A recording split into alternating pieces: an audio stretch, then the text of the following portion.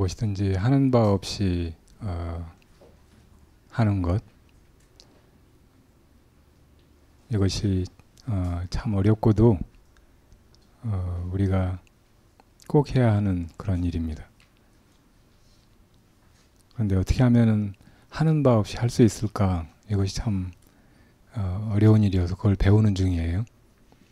자, 이따가 그런 질문도 있고 하니까 같이 살펴보도록 하겠습니다. 오늘은 우선 진도를 나가야 하니까 금강경 20장 수보리어이오나 불가이구족 색신견 부부랴 세존열애 부릉이 우족 색 하이구열애 설구족 색신 즉비구족 색신 심영구족 색신 수보리어이오나 열애 가이구족 재상견 부부랴 세존 열애 부릉이 구족 재상견 하이구 열애 설 재상 즉비구족 심영 재상구족. 수보리어 어떻게 생각하는가? 색신을 원만하게 갖춘 것을 열애라고 볼 수 있겠는가? 아닙니다, 세존이시여. 색신을 원만하게 갖추었다고 해서 꼭 열애라고 볼 수는 없나이다. 왜냐하면 열애께서 원만한 색신을 갖추었다 하신 것은 사실 원만한 색신을 갖추었다고 할 것도 없는 것이므로 단지 원만한 색신을 갖추었다고 이르는 것뿐이기 때문입니다. 수보리여, 또 어떻게 생각하는가?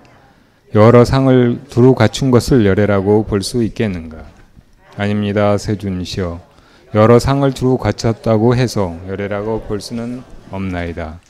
왜냐하면 열애께서 제 상을 두루 갖추었다고 말씀하신 것은 사실은 갖추었다고 할 것도 없는 것이므로 그저 그렇게 일컫는 것뿐이기 때문입니다. 세상에서 가장 아름다운 사람은 누구일까요? 항상 답은 정해져 있어요. 부처님. 부처님은 그런데 모습이 있는 분이에요? 없는 분이에요? 이제부터 막 헷갈리기 시작하네요. 참 부처님의 몸을 법신이라고 합니다. 지난번에 법신을 꿰뚫는다, 꿰뚫지 못한다, 법신과 완전히 개합한다, 그렇지 못한다, 그런 이야기를 했잖아요. 이 법신이야말로 부처님의 참 존재고 또 우리 참 존재, 우리 성품이죠. 근데 이것은 모든 상을 다 여의고 있는 것입니다. 진리의 몸, 그런 말인데 진리 자체는 모든 상이나 혹은 우리의 망상, 개념, 람, 생각을 여의고 있는 것이에요. 모든 모양, 눈에 보이는, 귀에 들리는 온갖 형상이나 소리나 것들에 걸려있지 않은 참으로 텅 비고 정말 자취가 없는 것이죠. 진공입니다. 그런데 만약에 부처님이 이 법신의 자리만 지키고 있다면 우리는 부처님이 계시는 줄도 모르고 또 불법을 배울 수도 없고 그 길로 나아가 볼 수도 없을 거예요. 그러면 우리는 이 고통의 수레바퀴 속에서 영겁토록 헤맬 뿐이고 도무지 길을 찾지 못할 것입니다. 삼계에서 벗어날 길을 아주 못 찾고 말 거예요.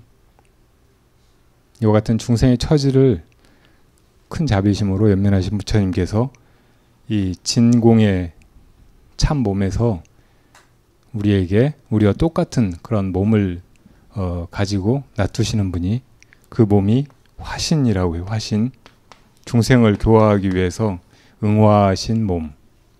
중생의 이 목마름 혹은 행복이나 완전을 추구하는 마음, 거기에 보답하기 위해서 거기에 응해서 모습을 화연하신 것이 화신이란 말이에요. 그러니까 석가모니 부처님이나 미륵 부처님이나 과거세의 모든 부처님들이 중생을 교화하기 위해서 화신으로 몸을 놔두신 거예요. 그런데 법신, 보신, 화신 이 세 가지를 부처님의 세 가지 몸, 삼신이라고 하거든요. 그러면 이 보신은 무엇일까요?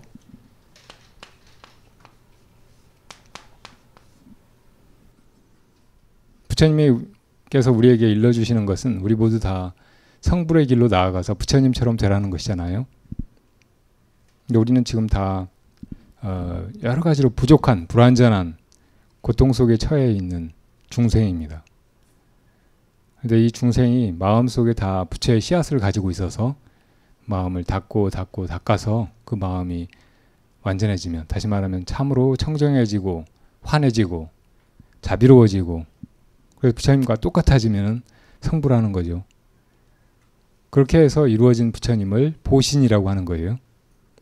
우리와 같은 중생이었다가 발심하고 그 발심 끝에 수행해서 그 수행이 원인이 되어서 그 결과로서 과보로서 얻게 되는 부처님 몸이라는 뜻이에요.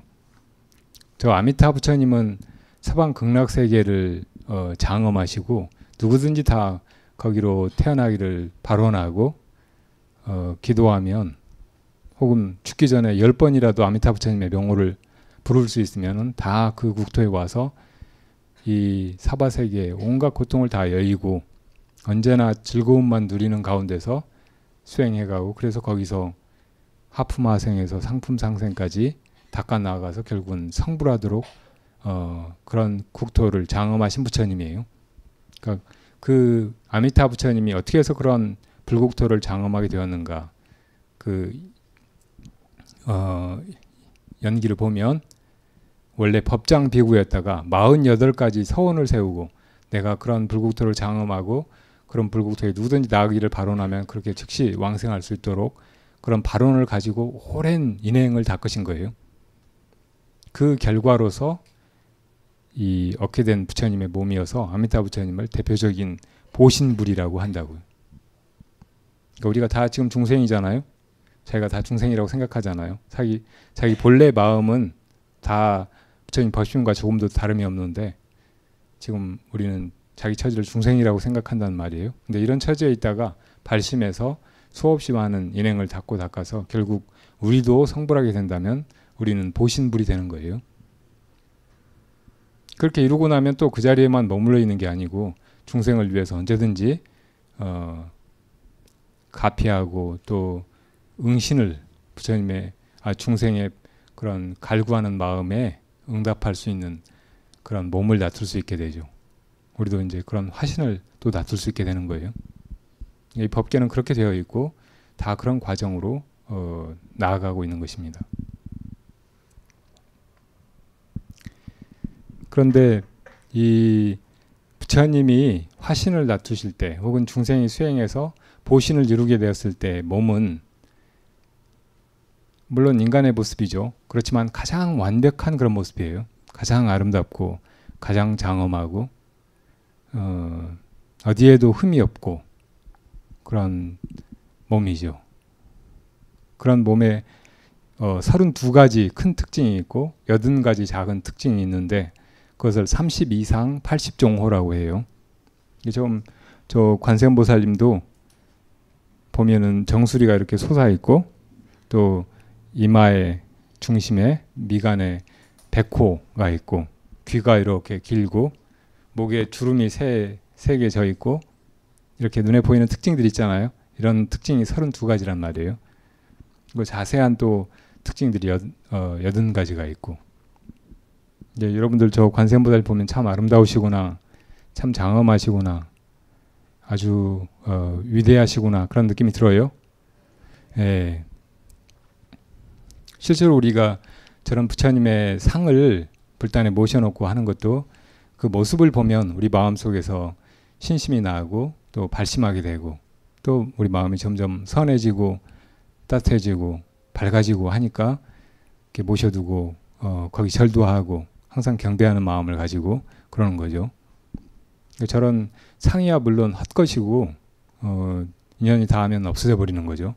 쇠로 된 부처님은 용광로에 들어가면 녹아 없어져 버리고 목불은 불에 들어가면 타버리고 진흙으로 된 부처님은 물에 들어가면 풀려버리고 진짜 사라지지 않는 부처님의 존재는 바로 법신밖에 없어요. 보신 화신은 다 인연 따라서 이루어진 것이기 때문에 때가 되면은 사라져 버리지만 이 법신은 광대무변하고 끝이 없고 영원한 것이어서 사라질 수 없는 것입니다. 불생불멸하는 것이죠. 그래도 그 자리에서 중생을 위해서 임시로 무상한 우리가 조금도 다름없이 어떤 때는 아프기도 하고 또 늙어서 돌아가시기도 하고 그런 몸을 부처님이 놔두시죠. 근데 그 몸은 우리와 마찬가지로 불완전하고 이 사대로 이루어져 있고 허망한 것이죠. 그럼에도 불구하고 아주 아름답고 완전해 보이기 때문에 중생이 거기에 신심을 내고 귀의하고 하는 거예요. 그래서 그런 30 이상 80종호가 허망한 것이다 이렇게만 보는 것도 잘못이고 또 그게 정말 장엄하고 아름다운 것이고 영원한 모습이다 이렇게 생각하는 것도 착각이죠. 그것이 다 허망하고 헛된 것인 줄 알면서도 그것이 하나하나가 다 이 바른 인의 결과로서 만들어진 아름답고 완전한 것이라는 것을 또 알 수 있어야 합니다. 그러니까 색이면서 공이고 공이면서 색이라는 것을 동시에 볼 수 있어야 되는 거죠. 여기 금강경에서 계속 존재로 나타난 것 이것은 모두가 다 험한 것으로 바로 보아야지 거기에 걸리고 그것을 실체라고 생각하고 하면은 그로부터 온갖 고통이 벌어진다는 것을 강조하고 계시잖아요. 그래서 부처님이 그 말씀을 더 알아듣기 쉽게 하기 위해서 열의 이 30 이상 80종호까지 다 허망한 것이다. 이것을 보고 진짜 열애를 보았다고 한다면 그것은 착각일 뿐이고 열애를 보는 것이 아니다. 이런 말씀을 강조해서 여러 번 하고 계시죠.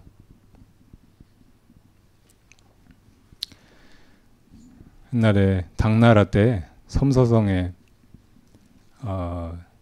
아직 불법이 많이 전해지지 않았을 때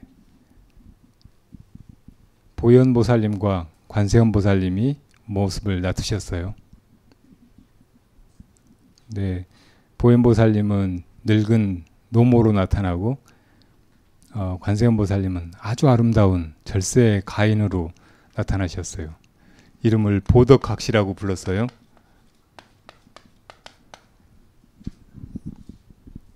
근데 그 소문이 나기 시작하니까 온 나라 사람들이 나라의 젊은 남자들이 다 그 보덕각시 한번 보는 게 꿈이 됐어요. 그리고 할 수만 있으면 저 보덕각시를 내 부인으로 삼았으면 좋겠다. 보덕각시한테 장가를 들었으면 좋겠다 하고 생각하게 됐어요. 끊임없이 각처에서 중매가 들어오는 거예요. 그런 중매를 이제 거절하고 있다가 이 어머니인 보현보살이 이렇게 하자고 일렀어요. 사람들 다 모으라고 해서 시험을 내가지고 그 시험에 통과하는 사람을 내 딸과 결혼시키겠다고. 그러니까 중매쟁이들과 젊은 남자들이 구름처럼 모였어요. 그래서 보덕각시가 나는 권세 있는 사람도 싫고 돈 많은 사람도 싫고 머리가 좋은 사람하고 결혼하고 싶다고 했어요. 그래서 내가 문제를 하나 내겠는데 이 문제를 빨리 맞추는 사람하고 결혼하겠다고.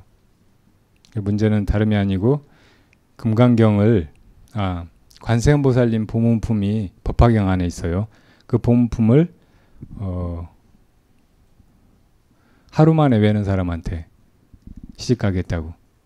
그러니까 남자들이 머리가 터지게 평소에는 공부 안 하던 선비들이 막 그걸 외기 시작했어요. 그래서 정말로 열심히 외웠는지 중생들은 다 모양을 따라가고 뭘 얻으려고 살잖아요.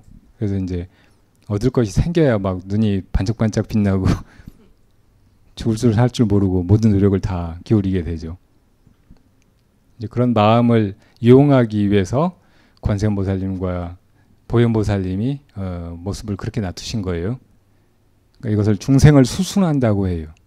중생은 이것이 법이다. 관세음보살님이나 보현보살님 이렇게 위대한 분이다 하고 그대로 일러주면 어떤 사람은 믿겠지만 어떤 사람들은 저분들은 저분들이겠지만 우리는 뭐 이런 보잘것없는 존재들인데 어떻게 감히 쳐다봐 하고 아무도 따라가려고 하지 않아요.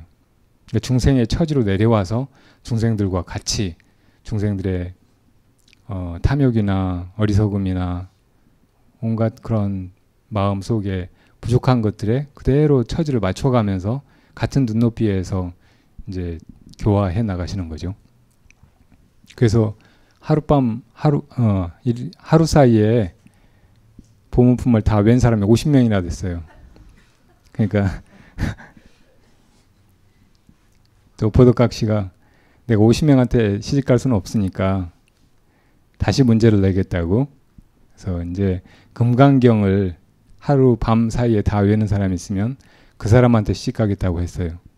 그러니까 이제 그 50명을 포함해서 또 첫 번째 시험에 통과 못한 사람들도 패자부활전이라고 용기를 100배에서 다시 도전하는 바람에 그 시험에 통과한 사람 100명이나 됐어요. 그러니까 안 되겠다고 이제 아주 어려운 문제를 내겠다고 하고서는 이제 법화경을 17권인가 되는데 이거를 다 3일만 외우는 사람이 있으면 내가 시집가겠다고 했어요. 그래서 사람들이 이제 또 도전했는데 그건 정말 어려운 문제여가지고 통과한 사람이 마랑이라고 하는 젊은 정말 총명한 사람 한 사람뿐이었어요. 그래서 이제 그 마랑과 결혼식을 올리게 된 거예요. 그러니까 온 나라의 잔치가 됐어요. 마랑은 득이양양하고 그래서 이제 결혼식 준비가 착착 진행되고 혼례를 올릴 참인데 보덕각 씨가 내가 이 큰 예를 치르기 위해서 몸이 좀 피곤한데 가서 좀 쉬어야 제대로 할 수 있겠다고 방에 좀 가겠다고 들어갔어요. 근데 이제 예를 치를 준비가 끝나고 나오기만 기다리고 있는데 몇 시간 지나도 안 나오는 거예요. 소식이 없어요. 그 사람들이 들어가 보니까 없어져 버린 거예요. 앉아있던 자리에 100골만 나와 있는 거예요. 그러니까 다시 다 이제 잔치가 엉망이 되고 초상집 분위기가 돼가지고 마랑 울며 불며 이제 그 뼈를 갖다가 묻었어요. 참 별일이 다 있구나 하고 묻은 사람들이 다 이제 허무해하고 있었는데 어느 날 문득 신령같이 생긴 사람이 나타나가지고 그 보덕각시 뼈를 장례 치른 무덤이 어디냐고 묻더니 가서 무덤을 주황자로 이렇게 해치니까 그 속에서 뼈 대신 황금으로 된 고리가 나왔대요. 스님들 주장자에 달려있는 그 육환장의 고리 같은 그 고리를 다 주장자에다 꿰더니 둘러매고 하늘로 사라져 버렸어요. 근데 참 허무한 얘기죠. 근데 그 바람에 무슨 좋은 일이 있었어요? 그 수많은 사람들이 금강경 다 외고 법화경 다 외운 사람은 하나뿐이었지만 관세음보살님 보문품 다 외고 못해서도 그걸 몇 번이나 사람들이 읽었겠어요. 남자란 남자들은 다. 그게 이제 방편이죠. 중생의 이 마음에 수순하는 불보살님의 방편. 사람들은 다 정말로 이 세상에 덧없는 것들만 쫓아서 살고 있잖아요. 그래서 이 모양 가진 건 다 덧없는 것이다.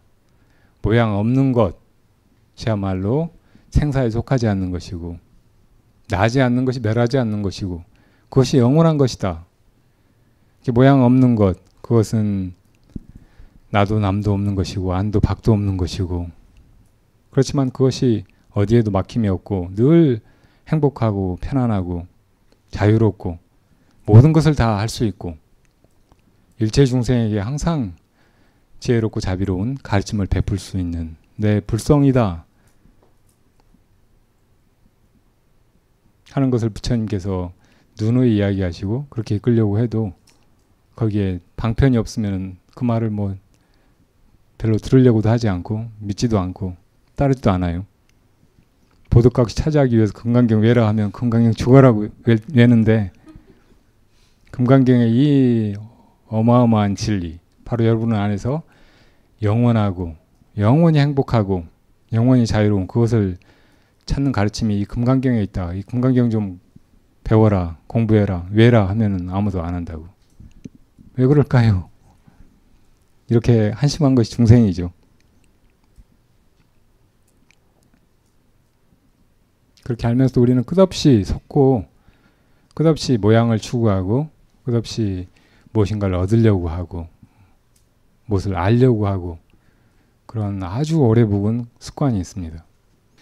설령 부처님의 아름다운 이 상호라고 해도 이것들이 다 영원한 것이 아니고 사라져버릴 것인데 중생이 잘나봐야 얼마나 잘나겠어요.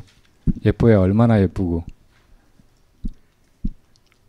그러니까 그런 것들에 관심을 가지기보다 진짜 내 안의 것, 영원한 것, 이 모양, 이름과 아무 관계없지만 언제나 그 자리에 있는 것, 이것을 제발 찾아서 나서야 된다고요. 만약에 모양이 영원한 것이라면 부처님의 그런 모양을 추구하고 그런 모양을 닮으려고 하고 우리도 그렇게 부처님과 같은 그런 모양을 갖추기 위해서 그렇게 살고 노력하고 그럴 필요가 있을지도 모르죠. 성형수술도 해서 부처님처럼 기도 길게 드리고 그러나 그렇게 모양만 추구하는 것 그런 걸로는 그런 모양도 이룰 수가 없어요. 부처님의 참 몸, 법신은 언제나 편안하고 행복하고 자유롭고 빛나고 하는 그런 존재지만 그것을 얻으려고 가다 보면 우리가 성불해서 부처님과 같이 그런 아름다운 용모를 얻을 수도 있지만 모양을 추구하고 가면은 부처님의 그런 마음에서는 점점 더 멀어져서 설령 그런 모양을 얻게 된다고 해도 그것 때문에 더 복잡해지고 더 불행해지고 자 그러니까 정말 두 마리 토끼를 잡으려고 하는 사람은 이 자기 안에서 길을 찾아야 돼요. 밖에서 자꾸 이것인가 저것인가 하고 그걸 잡아봐야 허무한 것이고 잡으려고 하느라고 정말 다리가 찢어지게 고생하고 머리가 깨져요. 질문이 오늘 많이 있어서 질문으로 넘어갈게요. 귀 삼보하옵고 언제나 한결같이 진심으로 중생을 제도해 주시는 스님께 머리 숙여 깊은 감사를 드립니다. 금강경에 나오는 응무소주 이생기심 마땅히 머무는 바 없이 그 마음을 내라 하는 구절이 있습니다. 또 능엄경에는 이러한 구절이 나오더라고요. 상유 즉체 우나 무착 모양이 있다면은 곧 진짜 있는 것처럼 보일 텐데 어찌 거기에 집착하는 마음을 내지 않을 수 있으랴 하는 그런 뜻이에요. 그런데 길을 가다가 불쌍한 거지를 보면 측은지심이 생겨서 돈을 주게 되는데 이것은 꼭 그 거지라는 모습을 인정하고 집착하여 보시를 하는 행위로 밖에 되지 않습니다.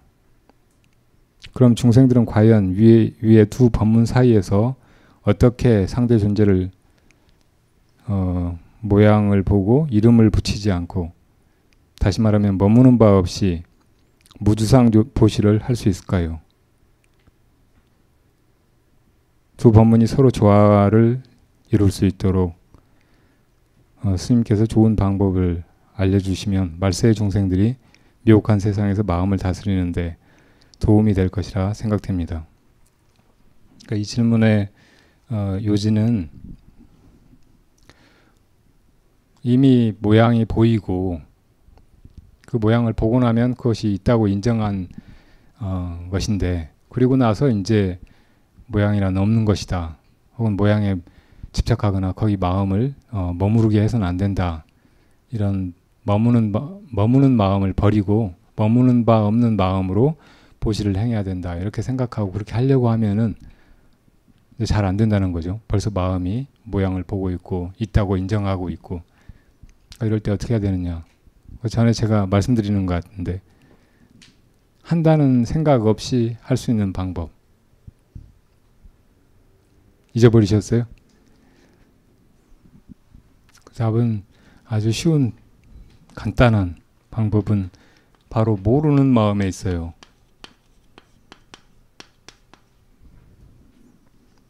내가 누구인지 모르고 저 사람이 누구인지 모르고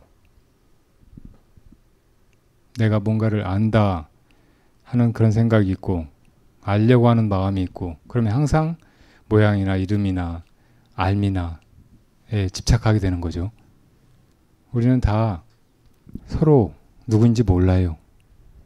그리고 무엇보다 자기가 누구인지 몰라요. 근데 이렇게 보고서 아, 저 사람이로구나 하고 인식을 해요. 다 그 전에 자기 마음속에 가지고 있던 이미지 혹은 아르마리 이런 거하고 연결시켜가지고 아, 이 사람은 이 사람이로구나, 이 사람은 그 전에 봤던 그 사람이로구나 하고 그렇게 연관시키는 거예요. 사실 우리 모습만 해도 계속 변해가고 있잖아요. 한순간도 같은 모습이 없죠. 근데 아침에 깨나가지고 부인 보고 누구시더라 하는 사람 없잖아요. 분명히 새 사람인데 근데 어제까지 자기가 보아온 자기 부인하고 연관시켜가지고 여러 가지 것이 비슷하니까 하룻밤 사이 많이 변하긴 했지만 비슷하니까 그 사람이라고 연관시키는 거죠. 그리고 그 사람을 자기가 안다고 생각하는 거예요. 그래서 우리가 안다고 생각하는 것들이 그런 거예요. 과거에 자기가 알았던 거, 생각했던 거, 기억해둔 거 이런 거하고 연관시켜서 그거하고 통하고 맥락이 닿고 일치하게 느껴지고 그러면 그걸 안다고 생각한다고요. 처음 본 사람은 자기가 모른다고 생각하죠. 근데 어제까지 자기가 봤던 사람은 그 사람이 이 사람이구나 하고 생각하고 이 사람이 전혀 생소한 사람이고 해도 모른다고 안다고 생각한다고요. 근데 우리가 정말 진리를 알기 위해서는 내가 모르고 있다는 것을 직시하는 것이 정말 중요하다고요. 내가 모른다 이렇게 생각해야 온갖 병이 사라져요. 항상 서로 모르는 사람이다 이렇게 생각하고 아, 이 사람이 이런 면이 있구나. 아, 오늘은 내가 이런 걸 알았구나. 또 다른 내가 알 수 없는 수많은 것들이 안에 있겠구나.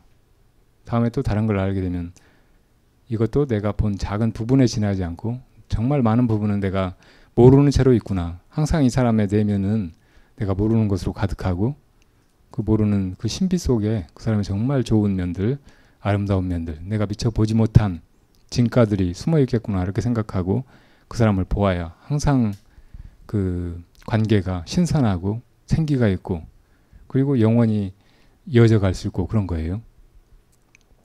먼저 안다는 착각을 버려야 된다고.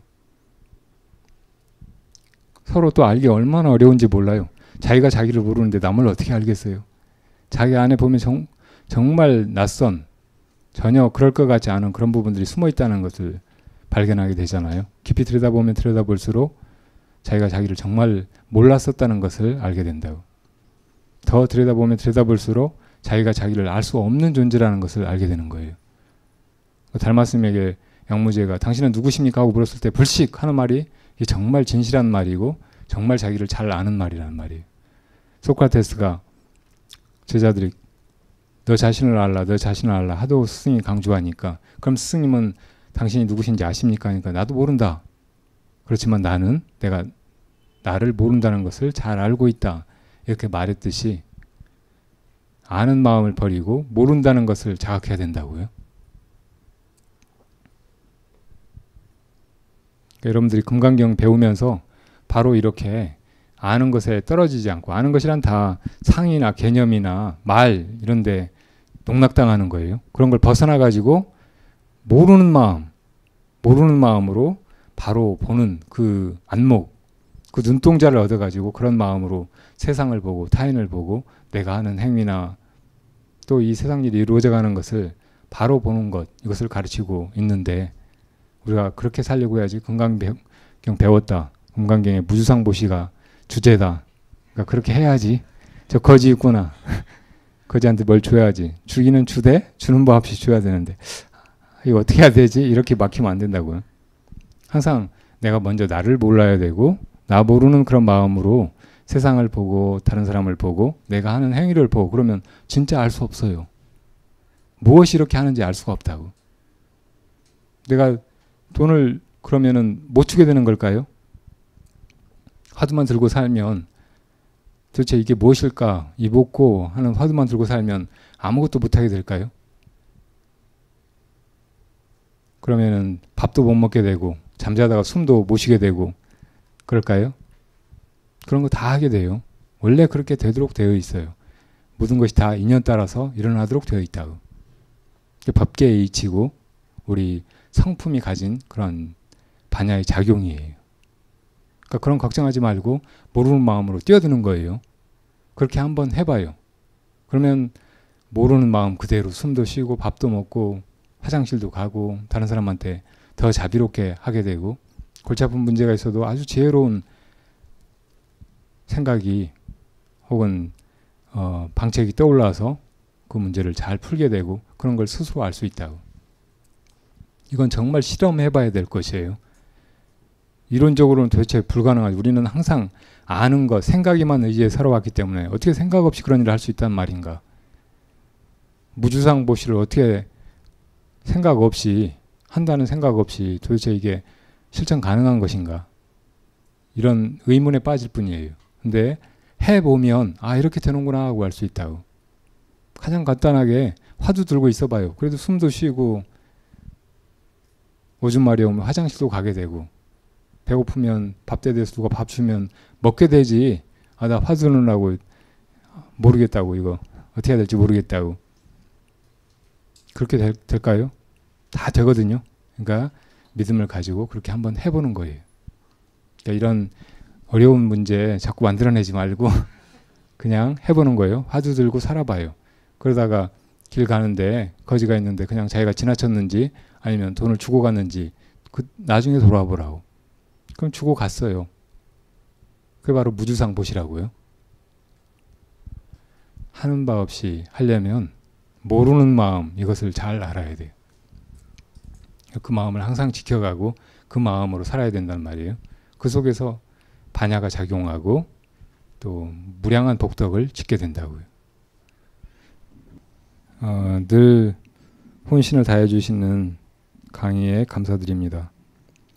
제가 아는 가까운 사람 중에 남편과 원만한 가정생활을 하다가 7년 전에 갑자기 남편이 세상을 떠난 사람이 있습니다. 아직은 힘들고 마음을 추스르는 데 큰 어려움을 느낀다고 합니다. 불교에 대해 자세히 모르는 이런 분에게 어떤 도움을 주면 좋을까요? 스님의 지혜로운 말씀 부탁드립니다.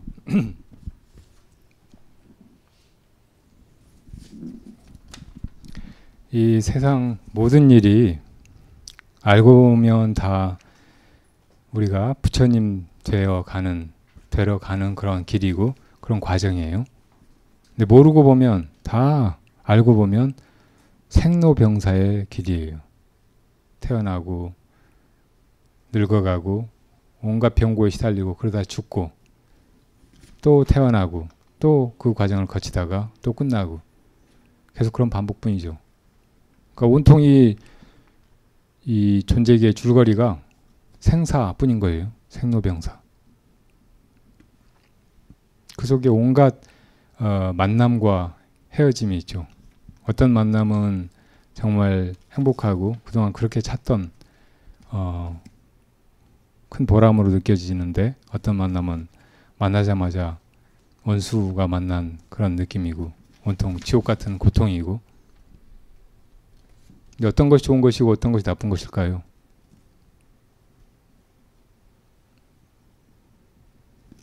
알고 보면 좋을 것도 나쁠 것도 없어요.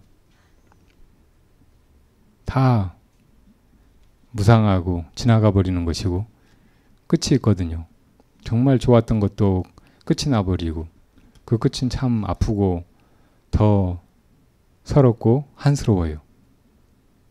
또 정말 괴롭고 힘들게 했던 것도 때가 되면 다 지나가 버리고.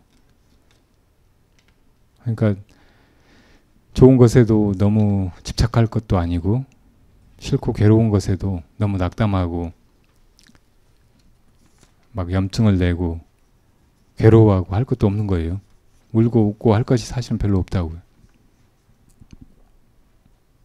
유일하게 가치가 있는 것이라면 그런 애증을 떠나서 또 좋고 나쁜 것을 떠나서 영원한 우리 고향으로 돌아가는 일, 참으로 편안하고 영원히 안락한 자기 마음을 되찾는 일, 만남도 헤어짐도 없는 그곳으로 돌아가는 일 뿐이죠. 이 세상에 영원한 만남은 없어요. 만났던 것은 다 헤어져야 합니다. 근데 영원한 만남이 없는 곳이 있다면, 영원한 만남이 있는 곳이 있다면 그곳은 우리가 없는 곳이에요. 만남 자체가 없는 곳이에요. 내가 없고 누군가를 만나는 일도 없으면 헤어질 일도 없어요. 그런 고통도 없고. 그리고 그 세계는 뭐 이론이나 관념 속에 있는 게 아니고 우리가 우리 안으로 우리 존재를 찾아 들어가 보면 거기에 내가 없고 또 남도 없고 우리가 만나고 헤어지는 일도 없어요. 그리고 그 속에 항상 자비심 또 행복감, 완전한 느낌이 있기 때문에 그 세계에서 내가 영원토록 행복하고 편안할 뿐더러 다른 사람에게도 그 행복을 나눠주고 또 그 길로 이끌 수가 있어요. 그러니까 이 세상에서 우리가 이 미혹을 안고 태어나서 살면서 누군가를 좋아하게 되고 또 누군가와 얽혀서 살아가게 되고 사랑하게 되고 모든 걸 나누게 되고 하지만 그것이 영혼을 기약할 수 있는 것은 아니잖아요. 언젠가 끝나버릴 것을 알고도 우리가 그렇게 만났었고 우리가 살다 보면 서로 싸우게도 되고 싫어하게도 되고 언젠 자칫하면 갈라서게도 되고 그런다는 걸 알고 만난 거잖아요. 뭐 세상 이치가 그렇게 되어 있고 우리가 그런 세계를 살고 있고 그런 만남을 이루어가고 있기 때문에 본질적으로 그렇다는 것을 잊어버리지 않으면 안 돼요. 언젠가 부처님께 아들을 잃은 노파가 울며불며 찾아와서 제 이 슬픔을 무너지는 가슴을 부처님의 큰 자비심으로 달래주십사고 청했을 때 부처님이 생사는 다 괴로운 것이다. 만났던 사람은 반드시 헤어지는 것이다. 그 고통은 당연히 그렇게 아픈 것이다. 그러니까 이 생사에 미혹되지 말고 생사 없는 네 마음자리를 찾아야 된다. 그렇게 일러주신다고 해도 그 말을 지금 이 슬픈 감정에 휩쓸려 있는 이 아녀자가 알아들을 수 있을 것 같지 않으니까 부처님이 방편을 쓰셨어요. 너 지금 나가서 성 밖에서 집집마다 다니면서 그 집에서 사람이 한 번도 죽지 않은 집이 있으면 그 집에서 계자씨 하나만 달라고 해가지고 그 계자씨를 모아서 한 줌만 가지고 오너라. 그러면 내가 답을 가르쳐 주겠다. 그 아들 다시 만나게 해주겠다. 그래서 이 여인이 다니면서 그런 집이 혹시 있는가 하고 다녀봤어요. 집집마다 다녀도 사람 안 죽은 집이 없는 거예요. 사랑하는 사람, 잃어보지 않은 사람이 없는 거예요. 헤어짐을 겪어보지 않은 사람이 아무도 없어요. 그래서 계자씨 한 주먹커녕 한 톨도 얻을 수가 없었어요. 그제서야 이제 마음속으로 깊이 깨달은 거예요. 아, 사는 것이 이런 것이로구나. 만났던 사람은 헤어지는 것이로구나. 사랑하는 사람, 정말 좋은 사람을 만나게도 되지만 그런 사람을 만난 것은 곧 정말 좋았던 사람을 잃어버리는 큰 아픔을 잉태하는 것이로구나. 언젠가 그 헤어짐의 슬픔은 닥쳐오고 많은 것이로구나 하고 깊이 깨닫게 된 거예요. 스스로 그걸 깨달은 거죠. 부처님 말씀을 듣기 전에. 그렇게 하려고 부처님이 그렇게 계자씨를 모아오라고 시키신 것이고 우리가 살면서 이렇게 헤어짐의 고통, 이별의 아픔, 떠나는 슬픔 이것을 겪지 않을 수 없다는 것을 알아야 된다고요. 먼저 잘 알아야 돼요. 그러면 나는 헤어지기 싫으니까 만나지 말아야 되겠다. 이혼하거나 혹은 사별하거나 하는 거 당연지사니까 결혼하지 말아야 되겠다. 이렇게 생각하면 바른 것일까요? 결혼은 해도 후회 안 해도 후회한다고 하는데 결혼하신 분들 후회 안 하는 분 있어요? 다 후회하시죠? 그럼 결혼 안 하는 분들은 후회할 것 같아요. 다 후회하잖아요. 그럼 이래도 후회 저래도 후회하는데 어떻게 할까요? 결혼해도 되고 안 해도 되는데 결혼해도 후회하지 말고 안 해도 후회 안 하면 돼요. 그러려면은 처음부터 알고 있어야죠. 아, 이런 것이로구나. 사실 그렇게 알고 출발하지 않았나요? 그러니까 그때 마음으로 다시 돌아가 보는 거예요. 알기 전에, 시작하기 전에 마음으로. 남편 만나기 전에도 내가 세상이 온통 의미없고 지금처럼 막 억장이 무너지는 것 같고 온통 희망이 없는 것 같고 그러진 않았잖아요. 그때도 좋은 것들이 있었고 좋은 사람들이 있었고 추구할 만한 것들이 있지 않았나요? 그렇게 사라지게 되는 거예요. 만약에 세상이 그런 것이고 만남이 그런 것이라는 것을 잘 알기만 하면 괜찮아요. 그리고 그렇게 그런 남편 만나서 같이 살아온 것이 나에게 수많은 위로를 주고 행복을 주고 또 깨우침을 주고 또 내 젊은 날을 또 이 세상에 이 가장 소중한 인생의 부분을 그게 같이 해왔다는 것이 얼마나 큰 보람이고 행복이고 다행이에요. 만약에 그런 남편 만나지 않았으면 혹은 내가 혼자 살아왔으면 배우지 못할 것들을 그분 때문에 이렇게 배우고 그 덕분에 인생을 이만큼 잘 나온 거 아니에요. 내가 처음부터 헤어질 걸 알고 살아왔으니까 이제 헤어졌으니까 그걸로 좋은 거예요. 그리고 지금 또 이제 내 인생을 또 잘 살아가면 된다고. 그리고 거기서 배운 거, 거기서 내가 느낀 거 이걸 또 잘 살려가면서 나에게 남은 인생을 잘 살아가면 그 관계에도 내가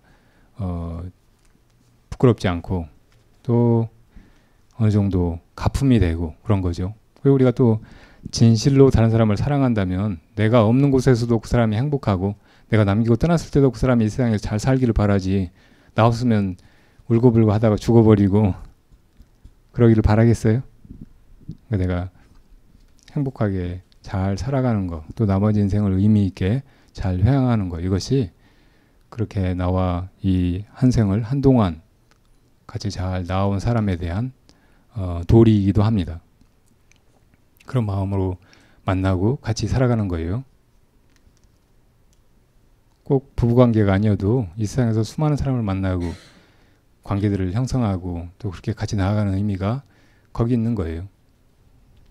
이거 다 헤어질 걸 알고 이렇게 사는 거지 영원하기 때문에 이렇게 만나서 이 일들을 다 함께하고 함께 나아가는 거 아니잖아요. 오히려 무상하고 언젠가 끝날 것이라는 걸 알면 지금 이렇게 우리가 같이 하는 시간이 훨씬 소중하고 더 절절하고 더 아깝고 그래서 더 진실하게 대하고 더 알뜰하게 살아가게 되는 거죠. 그런 마음으로 가시면 됩니다. 오늘 금강경 강의는 이렇게 접겠습니다. 여러분 모두 이 행복의 길에서 혹은 나를 찾는 길에서 자꾸 생각의 함정 혹은 분별의 늪에 빠지지 말고 살아있는 길은 그것을 모두 다 벗어나서 초월하는 길은 모양이나 혹은 이 생로병사를 떠나는 길은 바로 모르는 마음 화두의 의심에 있다는 것을 알고 선으로 나아가는 것이 좋아요. 뭐 어렵고 나와 동떨어진 것이라고 생각하지 말고 내가 무엇인가 지금 이렇게 보기도 하고 생각도 하고 불법을 배운다고 하는 이것이 무엇인가 그것은 바로 나한테 있는 문제이고 내가 잘 돌이켜보면 내가 모르는 그 문제이고 그러니까 그것을 알려고 참고해가는 그런 마음을 가지면 그 속에 모든 답이 다 들어있어요. 인생의 길이 열리고 또 인생의 가장 숭고하고 드높은 그런 목적을 우리 안에서 찾고 구가하게 됩니다. 가장 아름다운 여러분의 모습이 또 여러분의 인생이 그 속에 들어있고 그것이 다 싹 터나와서 아름다운 여러분을 또 아름다운 세상을 만들어갈 것입니다. 모두 다 그렇게 행복한 나를 행복한 세상을 열어가요.